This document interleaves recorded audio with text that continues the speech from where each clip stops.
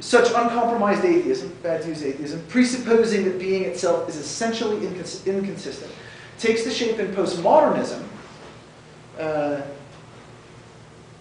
Totally lost my place there. Takes the shape in postmodernism of a rejection of invariant truths. Invariant truths in postmodernism are generally regarded as inseparable from religious commitments. One cannot believe in invariance, according to postmodernists, without believing in some invariant God. Badiou, however, suggests otherwise. Invariance can be asserted in a fully inconsistent ontology, in a world without God, if you will. For Badiou, then, invariance means simply that there are elements that appear in every multiple in a given world. In common parlance, that there are things which are always and everywhere the case, transworldly, as he goes on to call it in Logics of Worlds. But Badiou recognizes that whatever is always and everywhere the case cannot, by definition, be known.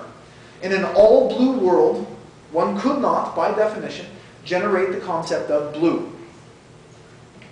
Everything's blue, right? You'd never come up with that notion. Invariance would be, in a closed world, essentially indiscernible. This is where the basic inconsistency of being becomes important for Badiou. One of being's inconsistencies is its inconsistency in ensuring that invariants remain indiscernible. That is, there are moments in which the very laws of being betray themselves. This is its inconsistency. Allowing indiscernibles to become, though only for a moment, discernible. Such moments are what Badiou calls events. Events are, of course, passing. The indiscernible invariant becomes discernible only for a brief moment. And because the invariant returns thereafter to its constitutive indiscernibility, it is impossible for the person to whom the indiscernible became passingly discernible to prove the truth of the truth thus glimpsed. The subject privy to an event effectively finds herself with the task of giving a name to the event, of faithfully promulgating that name, and so of constructing the truth of the truth over the course of time. Truths in Badiou's system, as it were, look for subjects, as it were. Make sure you catch that phrase, as it were. They subjectivize bodies in order to allow themselves to be inscribed within the world of human knowledge. Badiou's subject is thus the subject of truth, the subject who is subject to truth. Subjects to truth, bodies subjectivated by eventual truths, have the task, frankly, of revolutionizing the world, of pursuing glimpses of invariance in full fidelity in such a way that, point by point, they overturn the order of the world. But such subjects are hardly figures of predestination.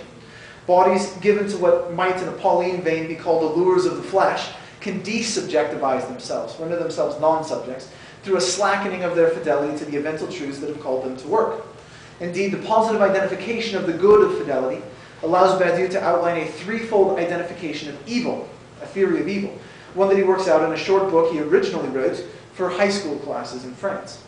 They do a little more in high school in France than they do here. In his book Ethics, an essay on the understanding of evil.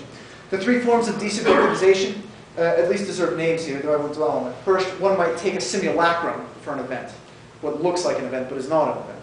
Second, one might betray the cause of the event, give up on it, if you will. And third, one might attempt to name the unnameable, or to take the truth as totalizing.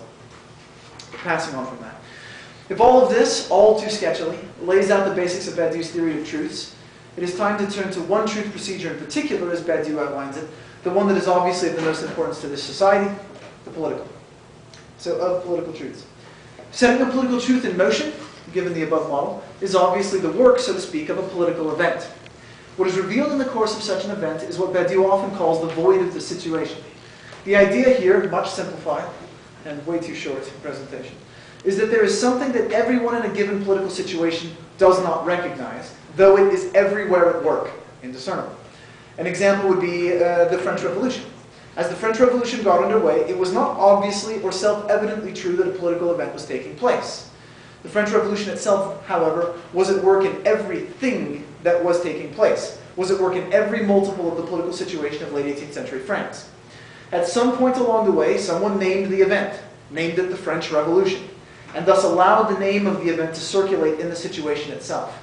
This addition to the situation of a name, the French Revolution, was effectively a supplementation of the situation, a supplementation that unavoidably altered the situation, so long as there were faithful militants who ensured that the truth of the political event continued to circulate. Actual revolution, thus, eventually took place, though betrayal and all of these other evils definitely reared their heads eventually. This is the model and example that Badiou himself outlines in Being an Event, published in 1988. His notion of the event has changed in important ways since then, most notably the sequel to Being an Event, titled Logics of Worlds. Here, however, I will focus on the shift marked in his most consistent theoretical treatment of the political, his 1998 book, Metapolitics. Here, drawing on especially the set theoretical mathematics worked through in Being an Event, Badiou outlines what he calls politics as a truth procedure. And this is in one of his articles that he describes as one of his most important articles. In Metapolitics, politics is less a question of circulating the name of a political event than it is a question of pursuing the truth of justice, a truth glimpsed in the course of a political event. Politics thus becomes a question of a truth procedure's universality, and its effect is to present as such the infinite character of situations. Those are Badiou's words. In other words, the political subject proclaims justice, that is the universality of her prescriptions, and refuses to betray justice in the name of suffering or death. The proclamation of justice, importantly, allows the political subject to fix the errant excesses of the state, allows the state's pretendedly unassignable excess of power over the situation, or the parts of the situation, different constitutive parts or parties of a given society, to be definitively measured, allows that excess to be measured. Thus measured, the state's excess can be subverted point by point through direct political action. The task is not to tackle or to overthrow the state directly, to take it as some identifiable being that has to be somehow subverted, but to measure and so to reveal the excess of the state and so reveal the state as the state, to disrupt through a political prescription the unmeasure of the state's power. It is in this regard that Badiou's political theory is a subtractive theory. Badiou does not see the task of emancipatory politics to be the overthrow of the state, nor the establishment of a party state that will allow for the withering away of the state. Rather, the task is to secure and hold to the several points that will disrupt the errant excess of state power by allowing that excess to be measured. Badiou does, by the way, embrace the idea of the withering away of the state, though in a very different model than its usual interpretation. The question, though, is whether this is an abandonment or an embrace of revolutionary politics. Here it is worth saying a word about Badiou's personal trajectory from 1968 to 2010. He's still alive, in case you weren't aware. Badiou's own insertion into although Greg and I were talking about whether he'll be alive long enough to finish the third book, Being an Event in Law. He's going to be crushed when he sees this on the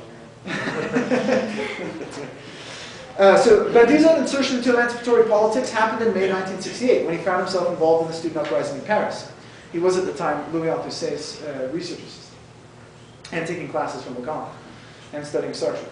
So emerging from the aftermath of that event as a committed Maoist, and so as one of the few who did not betray the event of May 68, Badiou found himself trying during the later 1970s to formulate a full-blown Marxist doctrine of the subject.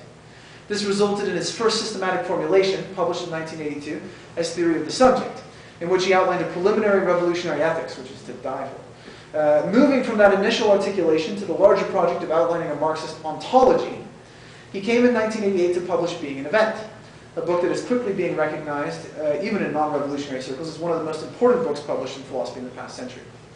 There he revised his theory of the subject in a number of important regards, contextualizing his political theory within the larger project of philosophy. Politics was now one of several truth procedures, and philosophy had a definitively distinct task. This is so clear when you read Theory of the Subject next to Being an Event. Theory of the Subject is political from start to finish, every word, whereas Being an Event sounds so non-political. Though politics does come up often, but not anything like it does in Theory of the Subject. The 1990s were then given for Badiou to working out the implications of his project for the philosophical thought of the several truth procedures. After which, so he writes essays on love and on art and so on, all through the 90s. After which, at about the turn of the millennium, he returned with full force to the question of politics. In a literal barrage of publications that has not stopped, Badiou has issued polemical, historical, and theoretical works, all oriented by the need to sustain, right now, what he calls the communist hypothesis. And if you participate, I guess there are only 3 of you in the book reading thing this last Sunday, but this is the whole second half of Zizek's First the Strategy, then its Philosophy, dealing with Badiou's communist hypothesis. The most extended discussion of the communist hypothesis is, for the moment, to be found in Badiou's 2008 book, The Meaning of Sarkozy, though a full-length book entitled The Communist Hypothesis is due out this coming July. So get on Amazon and pre-order.